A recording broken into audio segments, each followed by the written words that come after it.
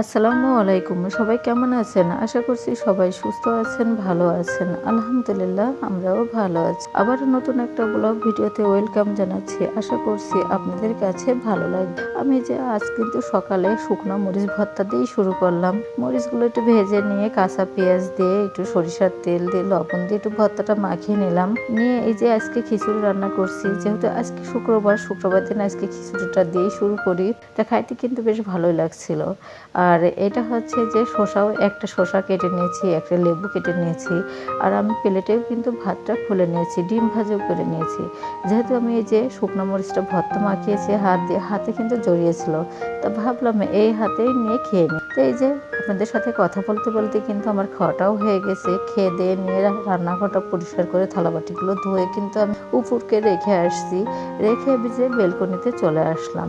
তো এখানে কিন্তু এর আগে ভিডিওতে দেখিয়েছি, এখানে কিন্তু আমার অনেকগুলো চারা মানে টমেটোর চারা আর বেগুনের চারা ছিল। আমি বীজ কিন্তু এখানে পাতা দিয়েছিলাম, তা বেশ মানে গাছগুলো বেশ বড় বড় হয়ে গেছিলো। তাই এক জায়গায় তো এতগুলো রাখা যাবে না, এই জন্য ভাবলাম যে গাছগুলো উঠিয়ে ফেলি। এটা কিন্তু কিছু গাছ আমি উঠিয়ে ফেলেছি, কালকে বিকালে অফ ক্যামেরাতেই করেছি, কারণ আপনাদের ভাই ছিল এই জন্য আর আমি ভিডিও করতে পারিনি। তাই এগুলো গাছগুলো উঠাই নিয়ে যে কিন্তু আমার এখানে একটা জায়গা আছে, সেই জায়গাতে মানে লাগিয়ে রেখে আসছি। এতদিন ধরে খালি ময়লা মানে আশেপাশের লোকজন যারা আছে সব ময়লা ফেলে ওইখানে। তো এখানে আর কিছু লোকও হচ্ছে এমনিতে কিছু করে খাই। তাই আমি ভাবলাম যে এখানে আমি কিছু লাগিয়ে আসি, মানে সবজি লাগিয়ে আসি। তা এবার আমি সবজি চাষ করছি এখানে, তো আপনাদের সাথেও শেয়ার করব। তা আমি এই যে ওইগুলো করে আমি বেলকনিটা কিন্তু পানি দিয়েছি, পানি দিয়ে ধুয়ে পরিষ্কার করে রেখে চলে আসছি আবার রান্নাঘরে। আজকে যেহেতু মানে শুক্রবার, জুম্মা মোবারক, আজকে তো সকাল সকাল রান্না করতে হবে। তো আমি এইখানে চলে আসলাম, এসে এই যে মুরগিটা ভালো করে কেটে ধুয়ে পরিষ্কার করে নিয়েছি। মুরগিটা বেশ বড় ছিল, একটু হচ্ছে রেখে দিয়েছি, আর একটু আমি মানে অর্ধেকের বেশিটুক নিয়েছি আর কমটুক রাখছি। তো এইখানে যে এলাচ ফল, দারচিনি দিলাম, পরিমাণ মতো একটু লবণ দিলাম, আর 2 ফালি লেবুর রস দিলাম, দিয়ে ভালো করে একটু মাখিয়ে নিচ্ছি। আজকে কিন্তু আমার গলার ভয়েসটা একটা অন্যরকম শোনা যাইতে পারে, কারণ আমার গলার অবস্থা খুবই খারাপ হয়ে গেছে, মানে ঠান্ডা লেগেছে অনেক, গলা ভেঙে আছে। তা আপনারা একটু ইগনোর করবেন, ক্ষমা দৃষ্টিতে দেখবেন। তা যাই হোক, এই যে আমার কিন্তু টক দইটা ছিল না বাসায়, আমি কিন্তু এই যে গুঁড়া দুধ দিয়ে একটু লেবুর রসটা দিয়ে টক দইটা বানিয়ে নিয়েছি। এটা দিয়েও হচ্ছে ভালো করে যে মাখিয়ে নিচ্ছি, কারণ এখন তো ঠান্ডার সময়, এই ঠান্ডাটা লাগবেই। আর আমার যেহেতু গলার সমস্যা, আমার হচ্ছে অ্যাজমা আছে, আমার হচ্ছে টনসিলের সমস্যা আছে, সব কিছুই আমার ভিতরে আছে। একটু পানি বা ওয়েদার চেঞ্জ হলেই আমার এই ধরনের সমস্যা হয়। আর এই শীতটা মানে জুড়েই থাকবে এরকম।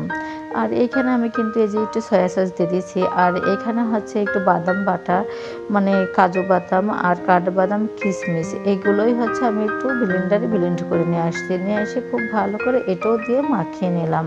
আর এই যে এই গুঁড়োটা দেখছেন, এই গুঁড়োটা কিন্তু আমি হচ্ছে বাসায় মশলাটা করে নিয়েছি। এখানে হচ্ছে জয়ত্রী আছে, জয়ফল আছে, দারচিনি, এলাচ ফল, শাহি জিরা, কালো এলাচ, মানে যেগুলো লাগে আর কি, জিরা, এগুলো সব কিছু দিয়ে আমি একটু ভেজে নিয়েছি, নিয়ে তারপরে কিন্তু গুঁড়োটা করে নিয়ে আসছি। আর এখানে যে পেস্টটা দেখছেন, এটা কিন্তু কাঁচামরিচ আর পেঁয়াজ আর রসুন আর আদা। আমি কাঁচামরিচ দেওয়ার কারণ, আপনাদের ভাই কিন্তু যেটা সাদা, শুধু সাদাই বলে যে সাদাই হবে, এটা আর হচ্ছে লাল করা যাবে না। এই শুকনো মরিচের গুঁড়া দিলে একটু হলুদ মতো লাল হয়ে যাবে, এই জন্য আমি আর শুকনো মরিচের গুঁড়া দিইনি, শুধু কাঁচামরিচটাই ব্লেন্ড করে দিয়েছি। আর এখানে দিচ্ছি যে প্যাকেটের যে মশলাটা, এটা অর্ধেক দিয়ে আমি এই যে ভালো করে মাখিয়ে নিচ্ছি, আর অর্ধেকটা রেখে দিয়েছি। যে পেঁয়াজের পেস্তাটা করে রেখেছি, এটার সাথে আমি কিন্তু ওইটা হচ্ছে মাওয়া বানিয়ে তখন দিব, মানে ভাতে যখন লেয়ার করব তখন। আর এখানে যে কালো কালো গোলমরিচ আর হচ্ছে মানে সাদাটা, আর বড় মানে কালো এলাচ ফল আর শাহি জিরাটাও দিয়ে দিয়েছি। আর এখানে কিন্তু এগুলো মাখিয়ে খুব ভালো করে ঢাকনাতে ঢেকে রেখে দিয়েছি। আধা ঘন্টা 1 ঘন্টা মতো রেখে দিতে হবে। তা আমি মনে হয় 20 থেকে 25 মিনিট মতো রেখে দিয়েছি। আর এখানে এই যে পেঁয়াজের ব্রেস্তাটাও করে নিলাম। ব্রাউন কালার যখন হয়ে যাবে তখন কিন্তু আমি এটা উঠিয়ে ফেলবো। এই যে আমার পেঁয়াজের ব্রেস্তাটা কিন্তু হয়ে গেছে, কালারটা কিন্তু খুবই সুন্দর আসছে। আর এখানে যে মাংসটা আমি মাখিয়ে রাখছিলাম, অনেকেই বলে ম্যারিনেট বা মাখানো, আমি ম্যারিনেটটা বললাম না, আমি মাখিয়েই রাখেছি এটাই বললাম। যাই হোক, সব কিছু মশলা দিয়েই তো মাখিয়ে রাখলাম, সেটাই আমি কড়ার মধ্যে যেই পেঁয়াজের ব্রেস্তাটা ছিল, সেই ব্রেস্তার উঠায়ে তেলটা ছিল, তেলের মধ্যেই কিন্তু আমি এই যে মাখানো মাংসগুলো সবগুলো দিয়ে ভালো করে নাড়াচাড়া করে নিচ্ছি, নিয়ে একটু ঢাকনাটা দিয়েও ঢেকে রেখে দেব। আর অন্য চুলাতে কিন্তু আমি পানি বসিয়ে দিয়েছি, রাইস কুকারে এসে পানি চুলায় দিয়েছি যে গরম হোক। গরম হলে কিন্তু আমি যে চালটা কিন্তু আমি ভিজাই রাখছি, প্রায় আধা ঘন্টা মতো ভিজাই রাখছি এই চালটা ভিজায় রাখছি। যখন পানিটা গরম হবে তখন কিন্তু এই চালের ভিতরে আমি দিয়ে দিব, পানির ভিতরে চালটা দিয়ে দিব। তো এতক্ষণ ধরে যারা আমার ভিডিওটি দেখছেন তারা একটা লাইক দিবেন, কারণ আপনাদের একটা লাইক আমাকে আরও একটি নতুন ভিডিও বানাইতে উৎসাহিত করবে। আর আমার ভিডিও যদি আপনাদের কাছে একটুও ভালো লেগে থাকে তাহলে সাবস্ক্রাইব করে পাশে থাকবেন, বেল বাটনটি অন করে রাখলে আমি যে ভিডিওটাই দিব না কেন আপনাদের কাছে নোটিফিকেশন চলে যাবে। এই যে আমি কিন্তু আলুগুলোর মধ্যে দিয়ে দিলাম, তা আলুটা আমি তেলের উপর দিয়ে ভেজে নিয়েছি।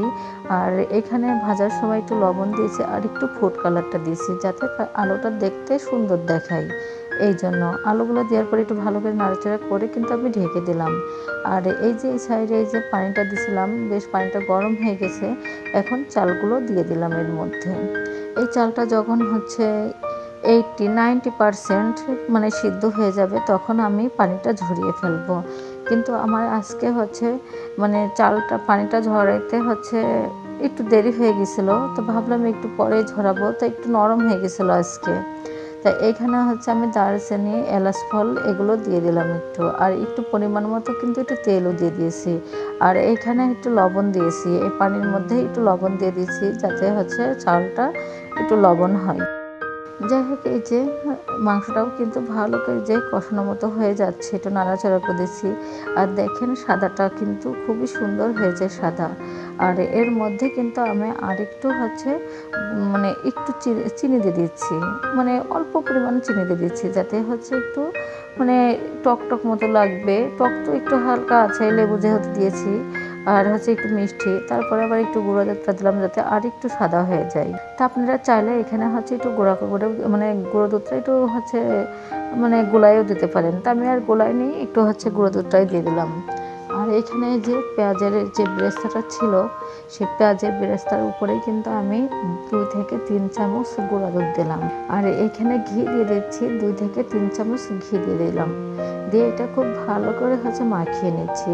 আর এখানে কিন্তু চাইলে আপনারা যে প্যাকেটের যে মশলাটা করছি না, ওই মশলাটা, তা আমার না দিতে, ওই মশলাটা দিয়েই আমি কিন্তু এটা মাখিয়ে নিই। তা মশলাটা আজকে মাখানোর সময় যখন মাখাবো গুঁড়োটা, তখন গুঁড়ো দুধ দিয়ে তখন আমার আর মনে ছিল না, এই জন্য আর দেওয়া হয়নি। আমি কিন্তু পরে দিয়ে দিয়েছি অফ ক্যামেরাতে, এটা স্কিপ হয়ে গেছে। যাই হোক, এই যে মাংসটা কিন্তু আমি কিছু উঠিয়ে নিয়েছি, কিছু ওঠানোর পর কিন্তু আমি এই যে কিছু ছাকনাদের ঢেকে যে ভাতগুলো সিদ্ধ হয়েছে যেটা, সেটা কিন্তু দিয়ে দিলাম। দিয়ে তারপরে কিন্তু এই যে মশলাগুলো বানিয়ে নিয়েছি, গুঁড়া দুধ দিয়ে, ঘি দিয়ে, পেঁয়াজের বেরেস্তা দিয়ে এগুলো করছি, এটাও দিয়ে দিলাম ছিটায়। আর 2 চামচ করে ঘি দিয়ে দিয়েছি। দিয়ে এই যে এভাবে করে লেয়ারে লেয়ারে কিন্তু আমি সবগুলো সময় পেঁয়াজের বেরেস্তা দিয়ে, তারপরে যেই মশলাটা সেটা দিয়ে কিন্তু আমি এইভাবে করে দিয়েছি, আর ঘি দিয়ে দিয়েছি, দিয়ে ঢাকনা দিয়ে খুব ভালো করে ঢেকে রাখলাম। আর এটা কিন্তু নিচের দিকে একটু দিয়ে রাখছিলাম, ফ্রাই প্যানের উপরে কিন্তু আমি এই যে ওইটা বসিয়ে দিয়েছিলাম। দিয়ে ভাতটা কিন্তু খাইতে অনেক মজা হয়েছে, কিন্তু একটু নরম মতো হয়ে গিয়েছিল। যাই হোক, খাওয়া দাওয়া করে রান্না টান্না করে সব গোছগাছ করে গুছিয়ে গোসল করলাম। গোসল করে কিন্তু আমি এই যে চলে আসছি আমার সেই জায়গায়, গাছ লাগিয়ে থুয়ে গিয়েছিলাম কালকে, এখানে পরিষ্কার করে সেই জায়গায় চলে আসছি। তো এইখানে কিন্তু খুব বাজে অবস্থা ছিল, অনেক এই সাইডে কিন্তু ময়লা ফেলে, সবাই ময়লা ফেলতো এইখানে। তা আমি এখানে কিন্তু আমি আর আমার মেয়ে খুব ভালোভাবে কুপিয়ে নিয়েছি, কুপাই নিয়ে তারপরে কিন্তু আমি এইখানে লাগিয়ে নিয়েছি। প্রথমত লোক দিয়েই হচ্ছে এখানে পরিষ্কার করে নিয়েছিলাম একটু, নেওয়ার পরে কিন্তু আমরা 2 মাই পুঁতি কিন্তু এরকম ছোটো ছোটো দিয়ে এরকম করে কেটে মানে একটু খুঁজে খুঁজে নিয়ে তারপরে কিন্তু গাছগুলো লাগিয়ে দিয়েছি। আর এই আগে কিন্তু এই গাছগুলো লাগিয়ে দিয়েছি যে, তারপরে কিন্তু এই আস্তে আস্তে করে এমনকি খুঁচিয়ে দিচ্ছি, মানে কোপানোও হয়ে যাচ্ছে আবার এদিকে হচ্ছে এটাও হয়ে যাচ্ছে। তো এই সাইডে যে গাছগুলো আগে কিন্তু লাগিয়ে দিয়ে গেছি কালকে সন্ধ্যার সময় এসে লাগানোর পরে কিন্তু আমি এইখানে চারপাশে যে মানে এই যে এটা কী বলে যেটা আমরা কিনে নিয়ে আসছিলাম সেদিনকে, যে টেঙ্গি বা মানে কী বলে যেটা আমি নামটা জানি না সঠিক একটা, তা এইটা দিয়েই হচ্ছে আমি কিন্তু মানে কুপাই দিচ্ছি। আর এখানে কিন্তু ইটের ছোট ছোট ইট ভাঙা, তারপর টাইলস এটা ওটা অনেক কিছু, অনেক ময়লা এই যে। তা আমি এভাবে করে আস্তে আস্তে মানে আমি তো আমার বাসার থেকে মানে কতটুকু মনে হয় 50 গজ এরকমই হবে, এতটুকু দূরে। তো এভাবে করেই হচ্ছে আমি করে নিচ্ছি। আশা করছি আস্তে আস্তে সবই মানে পরিষ্কার করে ফেলবে। একদমই অপরিষ্কার ছিল, একদমই এখন তো একটু পরিষ্কার হয়েছে। আর এখানে দেখছেন এটি কিন্তু আমি লাল শাক, আর এখানে হচ্ছে একটু ধনিয়ার পাতা আর হচ্ছে পালং শাকের মানে বিচি মানে পাতা দিয়েছি, মানে লাগিয়ে দিয়েছি এইগুলা। আর এইখানে এই যে টমেটোর চারাগুলো সবগুলো যেগুলো আমার এই যে বেলকনিতে আমি পাতা দিয়েছিলাম সেগুলো নিয়ে এসে এখানে লাগিয়ে দিলাম। লাগিয়ে দিয়ে বেশ সুন্দর হয়েছে গাছগুলো, কিন্তু দেখতে মাশাআল্লাহ অনেক সুন্দর লাগছে। আর এইটা যখন লেগে যাবে তখন না আমার মনে হয় আরও দেখতে আরও বেশি সুন্দর লাগবে, আর জায়গাটাও অনেক পরিষ্কার হয়ে যাবে, তখন বেশ ভালো লাগবে। তখনও আপনাদের সাথে আবার শেয়ার করব। আর এগুলো এই যে বেগুন গাছ যেগুলো যে দেখছেন এই সাইডের দিয়ে আমি বেগুনের চারাগুলো লাগিয়ে দিয়েছি। যাই হোক এই যে সব কিছু করে পানি দিয়ে একটু খুঁজে টুজে নিয়ে চলে আসলাম। মাগরিবের আজান দিয়েছে, আজানের পরপরই মানে আজকে বাসায় এসে আমি কিন্তু মাগরিবের নামাজটা পড়েছি। একটু নামাজ পড়ে একটু চা কফি খেয়েছি, তাই এটা অফ ক্যামেরাতেই করে নিয়েছি, কারণ অনেক পরিশ্রম হয়ে গেছে এই জন্য আর আপনাদের সাথে শেয়ারটা করলাম না। তা আজকে তো বিরিয়ানি খেয়েছি, খিচুড়ি খেয়েছি, সব কিছুই শুকনো তরকারি হয়ে গেছে। তা আর কী করবো, আপনাদের ভাই বললো যে আজকে একটু ডাল রান্না করো আর একটু আলু ভর্তা করো। তা আমি একটু যাই হোক বসে রেস্ট নিয়ে রাত্রে যে চলে আসলাম একটু ডাল রান্না করতে। তা ডালটা রান্না তো হয়েই গেছে, ডালি তো আর এটা হচ্ছে আপনাদের সাথে শেয়ার করার কোনো কিছুই নেই। তারপরেও হচ্ছে আমি ব্লগ করি, তা যেহেতু আজকে তো আমায় একটু তো দেখাইতেই হয়, এই জন্য দেখিয়ে দিচ্ছি একটু। আর আমার থেকে তো আমার আপুরা অনেক ভালো ভালো রান্না করতে পারে, এটা আর বলার কিছুই নেই, কিন্তু তারপরেও দেখানোর দরকারটা দেখালাম। আর এখানে যে আলু হচ্ছে আমি ছুলে তারপরে হচ্ছে ভাতের মধ্যে দিয়ে দিয়েছিলাম। তা আলুটাও বেশ হয়ে গেছে। আলুটা হয়ে যাওয়ার পরে আমি কিন্তু এটা ভর্তা মাখিয়ে নিলাম অফ ক্যামেরাতেই। যারা এতক্ষণ ধরে আমার ভিডিওটি দেখছেন তাদেরকে অসংখ্য অসংখ্য ধন্যবাদ। আসসালামু আলাইকুম, আল্লাহ হাফেজ।